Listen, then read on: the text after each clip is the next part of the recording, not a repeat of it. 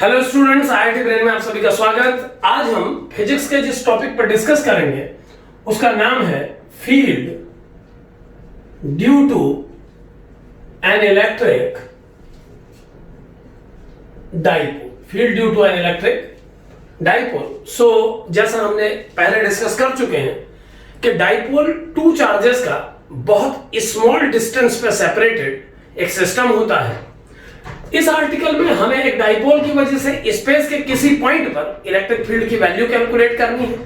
सो मान लीजिए ये एक स्मॉल इलेक्ट्रिक डाइपोल है जिसके कॉर्नर पे प्लस क्यू और माइनस क्यू चार्ज एक दूसरे से स्मॉल डिस्टेंस पे सेपरेटेड है। इस डिस्टेंस को हम कैलकुलेशन सिंप्लिसिटी के लिए 12 डिफाइन कर ले रहे हैं और माइनस क्यू से प्लस क्यू की डायरेक्शन में, क्योंकि हमें पता है माइनस क्यू से प्लस क्यू की डायरेक्शन में डाइपोल मूवमेंट वर्क करता है। डाइपोल मूवमेंट का डायरेक्शन माइनस चार्ज से प्लस चार्ज के अलोंग होता है। सो इस माइनस से प्लस के अलोंग इस वेक्टर को हम एल वेक्टर डिफाइन कर रहे हैं, यानी माइनस क्यू से सेंटर तक ये वेक्टर एल वेक्टर है और सेंटर से प्लस क्यू तक भी ये एल वेक्टर है। मान लीजिए हमें किसी आर्बिट्रेरी पॉइंट पी पर, जो कि इस डाइपोल से इतनी डिस्टेंस पर है कि डायग्राम में बनाया गया यह आर वेक्टर मैग्नीट्यूड में एल वेक्टर से बहुत बहुत बड़ा है, यानी आर वेक्टर का मैग्नीट्यूड एल वेक्टर के मैग्नीट्यूड से काफी बड़ा है और डाइपोल का लेंथ बहुत छोटा है। डाइपोल प्रैक्टिकली स्मॉल लेंथ के ही होते हैं। अपनी पिछली वीडियो में हमने ये डिस्कस किया है कि डाइपोल के प्रैक्टिकल एग्जांपल्स मॉलिक्यूल्स होते हैं। अब चाहे हम वाटर मॉलिक्यूल्स में OH बॉन्ड की बात करें या अमोनिया मॉलिक्यूल के NH बॉन्ड की, इन सभी का लेंथ अप्रोक्सीमेटली 1 एंगस्ट्रॉम होता है। सो स्मॉल लेंथ होती है किसी भी डाइपोल की प्रैक्टिकली। सो यहां पर एल वेक्टर की लेंथ को आर वेक्टर के कंपैरेटिवली स्मॉल कंसीडर किया जा रहा है। तो जब हम डिराइव करते हैं हमें ये पता होना चाहिए कि किन किन अप्रोक्सीमेशंस के साथ किसी आर्टिकल को प्रूव किया जा रहा है। सो ये एक डाइपोल है और पी पॉइंट पर इलेक्ट्रिक फील्ड कैलकुलेट करना है।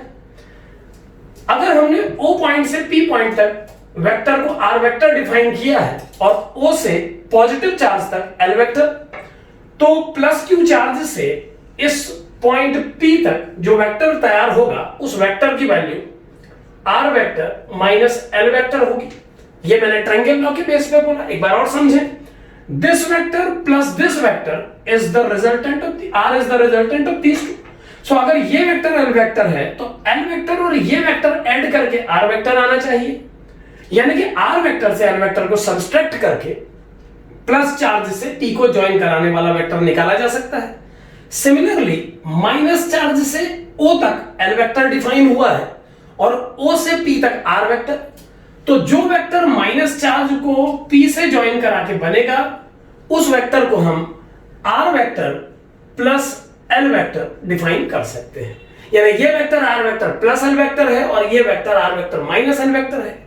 अब चूंकि हम जानते हैं कि डाइपोल टू चार्जेस का कॉम्बिनेशन कंबाइंड सिस्टम है और इलेक्ट्रिक फील्ड एक चार्ज पार्टिकल की वजह से किसी पॉइंट पर कितना होता है हमें इसका फॉर्मूला मालूम है, तो प्लस क्यू और माइनस क्यू की वजह से इस पॉइंट पर इलेक्ट्रिक फील्ड कैलकुलेट करके बाय प्रिंसिपल ऑफ सुपरपोजिशन इस पॉइंट पर नेट इलेक्ट्रिक फील्ड कैलकुलेट किया जा सकता है। तो पहले हम यही सीखेंगे आज कि किसी पॉइंट P पर, जो कि आर्बिट्रेरी पॉइंट है, इस प्लेन में कितना इलेक्ट्रिक फील्ड डेवलप करेंगे ये दोनों चार्ज पार्टिकल्स मिलके।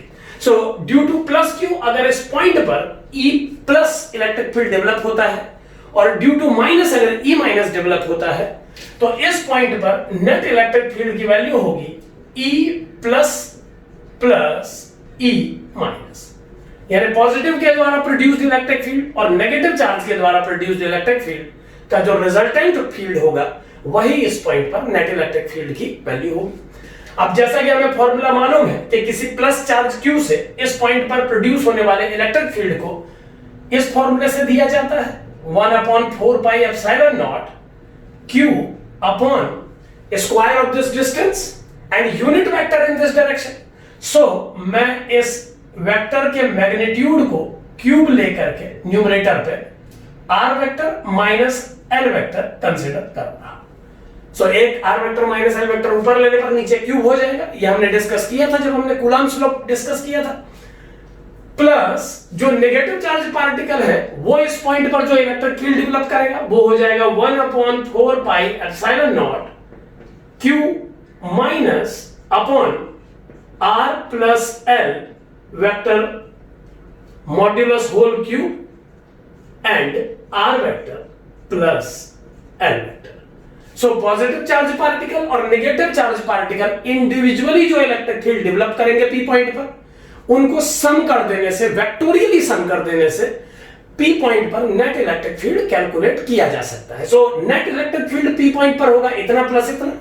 अब अगर इसे हम थोड़ा सॉल्व करें, या सॉल्व करने से पहले अगर हम इस अप्रोक्सीमेशन को यूज करें, तो यहां पर हम देख पाते हैं, यहां पर आप ध्यान दें कि हम ये देख पाते हैं कि R वेक्टर L वेक्टर के कंपैरेटिवली बहुत ज्यादा है मैग्नीट्यूड में, और ये जो लेंथ R माइनस L है ये इस R वेक्टर के मैग्नीट्यूड से थोड़ा कम मैग्नीट्यूड की लाइन है, जबकि ये थोड़ा ज्यादा। तो अगर ये L स्मॉल है तो इस एंगल को थीटा कंसीडर करते हुए यहां पर हम ये मान रहे हैं कि P पॉइंट इस डाइपोल की डायरेक्शन से OP लाइन इस डाइपोल की डायरेक्शन से जो एंगल बना रही है वो एंगल थीटा है। तो अगर ये एंगल थीटा है तो L की स्मॉल वैल्यू के लिए यहां से एक परपेंडिकुलर ड्रॉ करके OP लाइन पे हम इस लेंथ को L cos थीटा डिफाइन कर सकते हैं। यानी अप्रोक्सीमेट, फिर कहूंगा इस लाइन की लेंथ और इस लाइन की लेंथ में कितना डिफरेंस है इसे कैलकुलेट करने का ये कोई तरीका नहीं है। लेकिन अगर L की वैल्यू बहुत कम है तो L की स्मॉल वैल्यू के लिए हम इस तरीके के अप्रोक्सीमेशन यूज कर सकते हैं। सो अगर ये लेंथ L है और ये एंगल थीटा है तो ये लेंथ L cos थीटा हो जाएगी। यानी ये वेक्टर की लेंथ अगर मैग्नीट्यूड में R है तो इसका लेंथ R से L cos थीटा कम हो जाएगा। और इसी प्रकार का अप्रोक्सीमेशन इस पॉइंट पर भी अप्लाई किया जा सकता है। अगर हम इस पॉइंट O से इस लाइन पर एक परपेंडिकुलर ड्रॉ करें, या ऐसा परपेंडिकुलर ड्रॉ करने के बजाय इसी लाइन को आगे बढ़ा के आप नेगेटिव से भी इस पर एक परपेंडिकुलर ड्रॉ करें, तो आप देख पाएंगे कि सिमेट्री से ये दोनों एंगल सेम होंगे, और इन दोनों एंगल के सेम होने पर ये L का ये कंपोनेंट भी L cos थीटा हो जाएगा। यानी ये जो लाइन है P प्लस चार्ज से P को ज्वाइन कराने वाली, इसका मैग्नीट्यूड इस R से L cos थीटा कम होगा, और जो लाइन माइनस चार्ज को P से ज्वाइन करा रही है उसका मैग्नीट्यूड R से L cos थीटा ज्यादा होगा। एक बार फाइनली और बता दूं, ये इस तरीके के कैलकुलेशंस केवल अप्रोक्सीमेट केसेस में यूज किए जाते हैं, और यहां पर भी डाइपोल का लेंथ R के कंपैरेटिवली छोटा है, इसीलिए इस तरीके से अप्रोक्सीमेटली हम ये कैलकुलेट कर पा रहे हैं कि ये लेंथ अप्रोक्सीमेटली इस लेंथ से कितनी कम है और ये लेंथ इससे अप्रोक्सीमेटली कितनी ज्यादा है।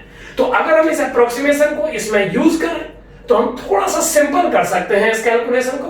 तो नेक्स्ट लाइन में ये बन जाएगा 1/4 pi epsilon naught Q upon R minus L cos theta. जैसा हमने अभी डिस्कशन में देखा कि हम प्लस चार्ज से P को ज्वाइन कराने वाली लाइन को R से L cos थीटा कम यूज कर सकते हैं। यह बात स्मॉल वैल्यू ऑफ L के लिए ही ट्रू होगी। अगर L की वैल्यू R के कंपैरेटिवली लार्जर होगी तो आपके द्वारा लगाए गए सभी अप्रोक्सीमेशन गलत होंगे। तो अप्रोक्सीमेशन कब लगाए जाते हैं यह बात पता होना बहुत जरूरी होता है, इसीलिए शुरुआत से ही हम ये लिख रहे हैं बोर्ड पे कि इस डाइपोल का लेंथ R वेक्टर के मैग्नीट्यूड से लो है, कंपैरेटिवली छोटा है। So 1/4 pi epsilon naught Q upon R minus L cos theta whole cube हो जाएगा ये, और वेक्टर है R vector minus L vector plus, ये सेकंड प्लस का माइनस कर देता हूं क्योंकि ये माइनस Q के साथ जो माइनस है वो प्लस से मल्टीप्लाई होकर माइनस हो जाएगा, into 1/4 pi epsilon naught Q upon R plus L cos theta whole cube into R vector plus L vector. So एक अप्रोक्सीमेशन अप्लाई करने के बाद थीटा के टर्म में, यहां पर थीटा को ध्यान रखें, डाइपोल मूवमेंट की डायरेक्शन और O centre of the dipole से P पॉइंट को ज्वाइन कराने वाली लाइन के बीच के एंगल को थीटा माना गया है।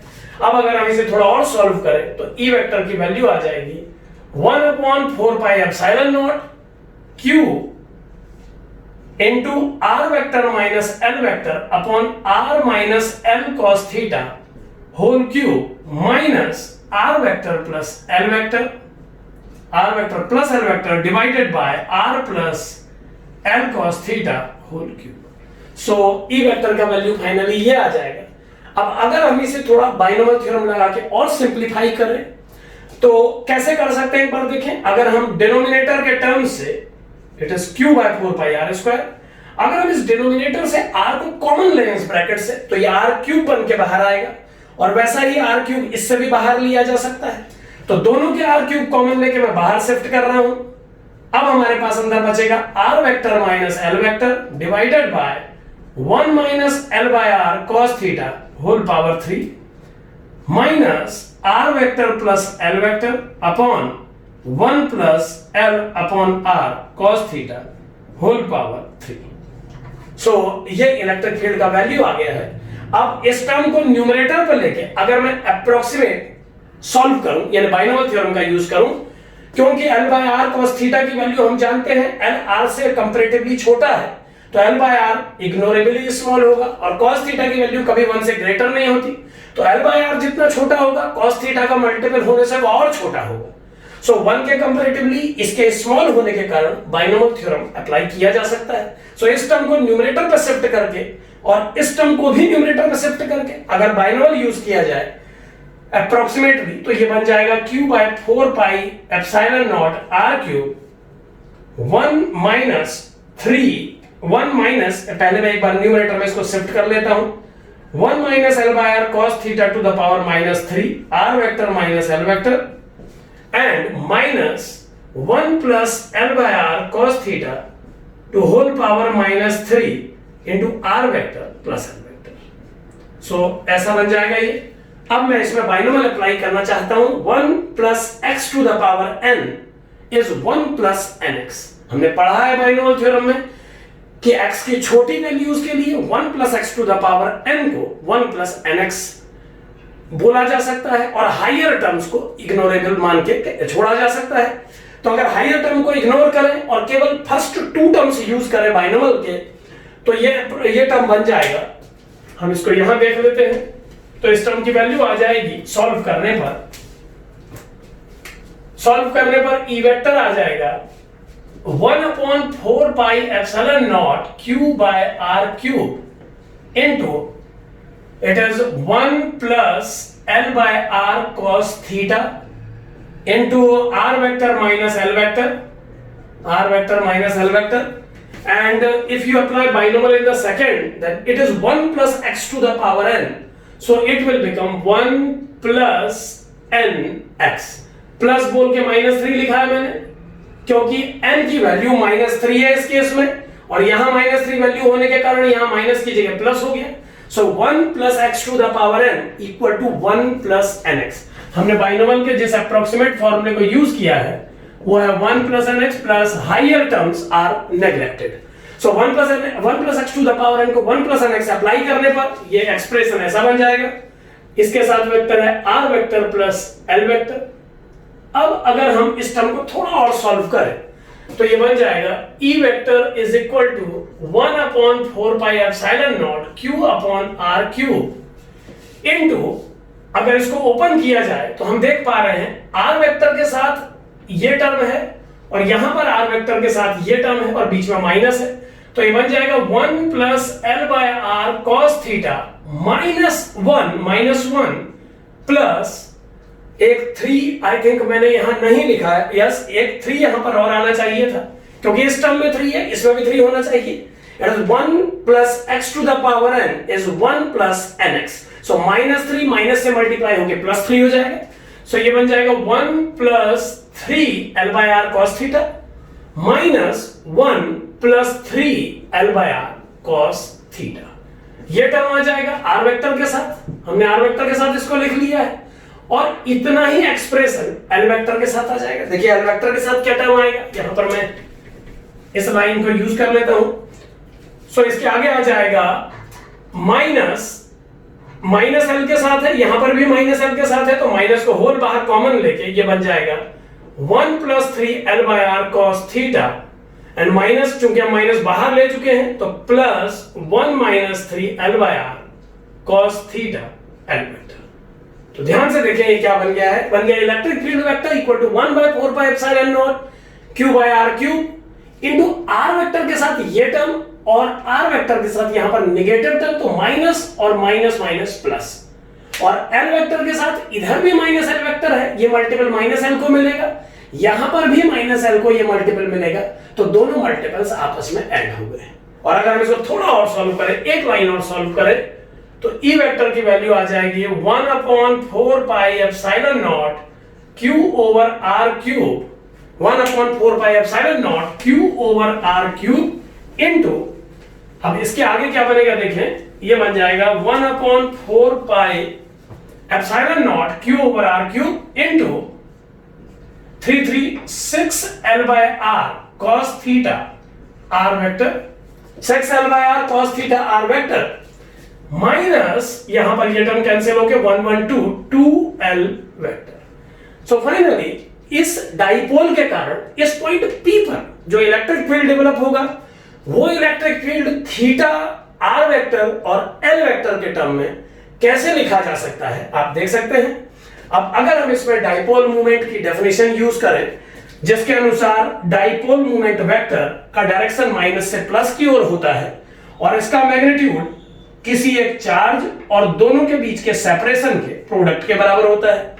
क्योंकि L वेक्टर का डायरेक्शन जो यहां शो किया गया है वही डाइपोल का डायरेक्शन है, तो L के ऊपर ही वेक्टर लगा देने से हम डाइपोल प्रेजेंट कर सकते हैं। अब अगर इस फॉर्मूले को मैं इसमें यूज करता हूं तो ये बन जाएगा E vector equal to 1/4πε0 1/R³। इस Q को इनसाइड लेने पर ये बन जाएगा 2QL upon R into cos theta R vector minus ये Q को इसके साथ लेने पर 2QL वेक्टर। यहां पर ध्यान दें, इस लाइन में मैंने Q को मल्टीप्लाई कर दिया है अंदर ले जाके, अब ये टर्म ऐसा बन चुका है। तो अगर आप इसको ध्यान से देखें तो ये फाइनली आ गया है E vector equal to 1/4πε0 1/R³। अगर P vector Q into 2L है तो P वेक्टर का जो मॉड्यूलस होगा वो हो जाएगा आपका 2QL मॉड। यानी कि अगर हम इस टर्म 2QL को ध्यान से देखें तो ये मैग्नीट्यूड है डाइपोल मूवमेंट का, और यहां पर भी मैग्नीट्यूड दिखाई दे रहा है डाइपोल मूवमेंट का। सो L यूनिट वेक्टर को इसी प्लेस पर रख के अगर मैं 2QL को P से रिप्लेस करूं तो ये बन जाएगा 1/4πε0 P/R³। मैंने दोनों से P कॉमन ले लिया है और ये बन जाएगा cos theta R vector upon R mod मेरे पास अवेलेबल है, मैं इसे R कैप कह देता हूं, माइनस पूरा P कॉमन देने के बाद ये अब केवल L कैप बचा है। सो फाइनली इलेक्ट्रिक फील्ड का वेक्टर जो इस पॉइंट पर कैलकुलेट हुआ वह है 1/4πε0 P/R³ into cos theta R vector minus L vector. एक बात पे और ध्यान दें, यहां पर शायद मैंने Q2L तो लिखा है, 3 मल्टीपल और बाकी था, तो ये मैं शायद यहां लिखना भूल गया हूं, तो इस 3 को यहां पर होना चाहिए। तो जो इलेक्ट्रिक फील्ड का वैल्यू आया वो आ गया 1/4πε0 P/R³ into 3 cos theta R vector minus L vector. ये टर्म इलेक्ट्रिक फील्ड को प्रेजेंट करता है P पॉइंट पे। तो P पॉइंट पे इलेक्ट्रिक फील्ड की value 1/4πε0 P/R³ into 3 cos theta R cap minus L cap से दी जाएगी। तो ये इलेक्ट्रिक फील्ड का वैल्यू आया है इस पॉइंट P पर इस डाइपोल के कारण। अगर हम इस वैल्यू को R वेक्टर और R के परपेंडिकुलर बनाए गए सेंटर O से पास होने वाले R के परपेंडिकुलर वेक्टर को माना हम डिफाइन कर लेते हैं n कैप, माना इस डायरेक्शन में वेक्टर को हम n कैप डिफाइन करते हैं, तो यहां पर आप ध्यान दें कि जो L वेक्टर का डायरेक्शन है वो R वेक्टर के साथ थीटा एंगल बना रहा है, तो इस L वेक्टर के यूनिट वेक्टर को हम cos थीटा R वेक्टर और sin थीटा n वेक्टर में स्प्लिट कर सकते हैं। वैसे एक जनरल बात समझिए कि जो सामने प्रेजेंट है आपके ये फाइनल आंसर है। इस पॉइंट पर इलेक्ट्रिक फील्ड की वैल्यू को R वेक्टर और L वेक्टर के टर्म में कैसे लिखा जा सकता है ये हमने शो किया है। लेकिन अगर हम अपने आंसर को R वेक्टर और उसके परपेंडिकुलर n यूनिट वेक्टर से प्रेजेंट करना चाहें तो हमें L वेक्टर को यहां से रिमूव करना होगा, सो एल वेक्टर को आप लिख सकते हैं cos theta r unit vector and sin theta n unit vector. ऐसा चेंज करने पर इलेक्ट्रिक फील्ड बन जाएगा 1/4 pi epsilon not p upon r cube 3 cos theta r cap minus this one will become cos theta r cap plus sin theta n cap. तो ये ऐसा बन जाएगा, देखिए cos theta r cap plus sin theta n cap. एक बार और ध्यान से देख लें, l कैप का डायरेक्शन ये है, इस यूनिट वेक्टर को हमने r कैप और n कैप में कन्वर्ट कर दिया। अब इसे अगर सॉल्व करें तो e वेक्टर फाइनली बन जाएगा 1/4 pi epsilon not p upon r cube 3 cos theta minus cos theta, एक कम कर लें, so it is 2 cos theta r cap minus sin theta n cap. So this is the value of electric field at a general point in space. यानी कोई dipole जिसका dipole movement p है, जिसका length 2l है, जिसके charges q और minus q है, वो स्पेस में r वेक्टर सेंटर से r वेक्टर डिस्टेंस के किसी भी आर्बिट्रेरी पॉइंट पर, यहां पर हमने पॉइंट ऐसी जगह पे माना है जो डाइपोल मूवमेंट की डायरेक्शन से ओपी, मतलब इस प्रकार से p को माना है कि ओपी लाइन डाइपोल मूवमेंट की डायरेक्शन से थीटा एंगल बना रही है। तो इस थीटा के टर्म में इसका आंसर आएगा 1/4 pi epsilon not p upon r cube 2 cos theta r cap minus sin theta n cap. अब देखिए इलेक्ट्रिक फील्ड का ये जो वैल्यू आया है, चूंकि ये वैल्यू r और n दोनों टर्म्स में आया है और ये किसी आर्बिट्रेरी थीटा के लिए आया है, तो अब इस फॉर्मूले से डिफरेंट पॉइंट पर इलेक्ट्रिक फील्ड की वैल्यू को डिस्कस किया जा सकता है। जैसे उदाहरण के लिए अगर हम कुछ केस इस फॉर्मूले के बेस पे स्टडी डिस्कस करें तो क्या कंडीशन बनेगी एक बार देखें। मान लीजिए इस फॉर्मूले को यूज करके हम इस डाइपोल मूवमेंट के पैरेलल किसी पॉइंट पर या इसके परपेंडिकुलर किसी पॉइंट पर इलेक्ट्रिक फील्ड निकालना चाहते हैं, तो कैसे हम इस फॉर्मूले को यूज कर सकते हैं समझे। माना हमको इलेक्ट्रिक फील्ड जिस पॉइंट पर कैलकुलेट करना है वो O से R डिस्टेंस पर बैठा पॉइंट P इसी लाइन पर है। मान लेते हैं हमारा पॉइंट P जो है वो इस डाइपोल मूवमेंट वेक्टर की लाइन पे ही बैठा हुआ है। सो अगर P point dipole movement vector की लाइन पे ही है तो ऐसे पॉइंट को एक्सियल पॉइंट कहते हैं, और ऐसे पॉइंट पर इलेक्ट्रिक फील्ड की वैल्यू को जानने के लिए हमें बस इस फॉर्मूले में थीटा और उसके साथ होने वाले चेंजेस पे ध्यान देना होगा। सो सबसे पहले ध्यान देते हैं कि अगर पॉइंट P इस डाइपोल के अलोंग ही बैठा होता, यानी एक्सियल पॉइंट पर होता, तो थीटा की वैल्यू सबसे पहले 0 डिग्री हो जाती। थीटा की वैल्यू 0 डिग्री हो जाती है, r को हम इनवेरिएंट रखते, यानी कि O से P तक की डिस्टेंस यहां भी r थी, हम मान ले रहे हैं कि हमने डिस्टेंस को बिना बदले पॉइंट को एक्सेस पे ले लिया है। सो थीटा की वैल्यू को 0 पुट करने पर इलेक्ट्रिक फील्ड वेक्टर का आंसर क्या आता देखेंगे एक बार। इलेक्ट्रिक फील्ड वेक्टर आ जाता 1/4 pi epsilon not p upon r cube into 2 cos 0 will become 1 r cap minus sin 0 0 n cap, ऐसा बन जाता है। और अब अगर इसको सॉल्व करें तो ये फाइनली हो जाएगा 1/4 pi epsilon not 2p upon r cube into r cap. यानी एक्सियल पॉइंट पर अगर इलेक्ट्रिक फील्ड का वैल्यू जानना है तो इलेक्ट्रिक फील्ड का वैल्यू एक्सियल पॉइंट पर निकालने के लिए हमें थीटा को 0 पुट करना होगा और हम इस तरीके से आंसर को निकाल पाएंगे। r वेक्टर की डायरेक्शन में आंसर के आने का मतलब यह है कि एक्सियल पॉइंट पर इलेक्ट्रिक फील्ड का डायरेक्शन माइनस चार्ज से प्लस चार्ज के अलोंग होता है। यानी एक्सियल पॉइंट पर इलेक्ट्रिक फील्ड का डायरेक्शन माइनस टू प्लस होता है, जबकि आर्बिट्ररी पॉइंट पर हमने देखा था कि वो r वेक्टर कैप और n कैप के कॉम्बिनेशन से बनता है। यहां पर हम देख पाए थे कि r कैप और उसके परपेंडिकुलर प्रोड्यूस किया गया n कैप दोनों ही आउटकम में थे। इसी प्रकार अगर हम किसी ऐसे पॉइंट पर डिस्कस करें जो पॉइंट डाइपोल मूवमेंट के डायरेक्शन के परपेंडिकुलर प्लेस हो, यानी इस बार अगर हम पॉइंट P को ऐसी पोजीशन दे दें कि OP line dipole movement vector के परपेंडिकुलर हो जाए, डिस्टेंस को इस पूरी प्रक्रिया में हम फिर से इनवेरिएंट रखेंगे, यानी हम O से P तक के डिस्टेंस को R मैग्नीट्यूड का ही मान रहे हैं। सो ऐसे में अब हम थीटा को 90 डिग्री पुट करके अपना आउटकम दे सकते हैं। सो अगर हम थीटा को 90 डिग्री पुट करें तो ये हमारा आंसर एक्सियल पॉइंट के लिए था। अब जो आंसर आएगा हम उसको इक्वेटोरियल पॉइंट के लिए निकाल रहे हैं। सो इक्वेटोरियल पॉइंट पर, इक्वेटोरियल पॉइंट ऐसे पॉइंट को कहते हैं जिस पॉइंट से डाइपोल के सेंटर को ज्वाइन कराने वाली लाइन डाइपोल मूवमेंट के परपेंडिकुलर होती है। तो इक्वेटोरियल पॉइंट पर अगर डाइपोल मूवमेंट कैलकुलेट करें इस फॉर्मूले से, तो ये आ जाएगा 1/4πε0 p upon r cube into 2 cos 90 0. This term will become 0 and this will be sin 91 and n cap. So minus n cap. अब यहां पर बस ये डिस्कशन बाकी है कि ये जो माइनस n कैप है ये कौन सा डायरेक्शन है, कौन सा डायरेक्शन है ये माइनस n कैप, ये समझना होगा। तो ध्यान दें, जब r वेक्टर का डायरेक्शन ये था तो इसके परपेंडिकुलर n कैप ये था। r वेक्टर जब घूम के इधर को आ जाएगा तो उसका परपेंडिकुलर भी घूमेगा।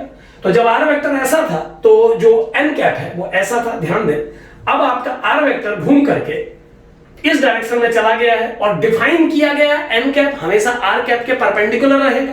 तो जब r कैप ऐसा था तो n कैप ऐसा था, अब r कैप घूम के अगर ऐसा होगा तो n कैप ऐसा हो जाएगा।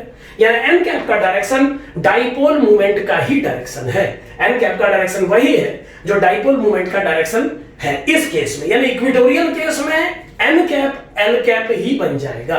तो अगर हम इस n कैप को l कैप से रिप्लेस कर दें, जैसा हम कर सकते हैं क्योंकि एक ही डायरेक्शन में डिफाइन किए गए दो यूनिट वेक्टर सेम ही होते हैं। एक्स एक्सिस के अलोंग जितने भी यूनिट वेक्टर बनाए जाएंगे सब आई ही कहे जाएंगे।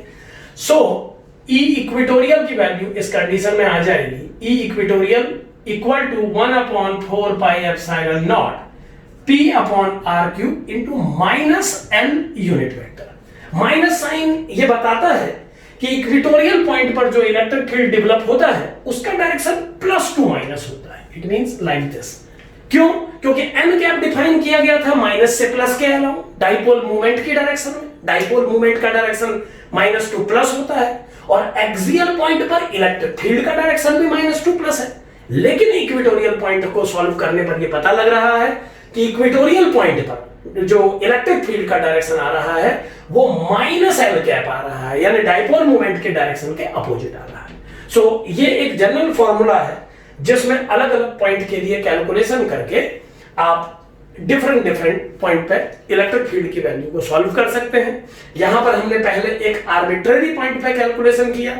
आर्बिट्रेरी पॉइंट पर अपना क्वेश्चन सॉल्व करने के बाद हमने उसके सुपर केस में एक बार एक्सियल पॉइंट पर इलेक्ट्रिक फील्ड कैलकुलेट किया और एक बार इक्वेटोरियल पॉइंट पर कैलकुलेट किया।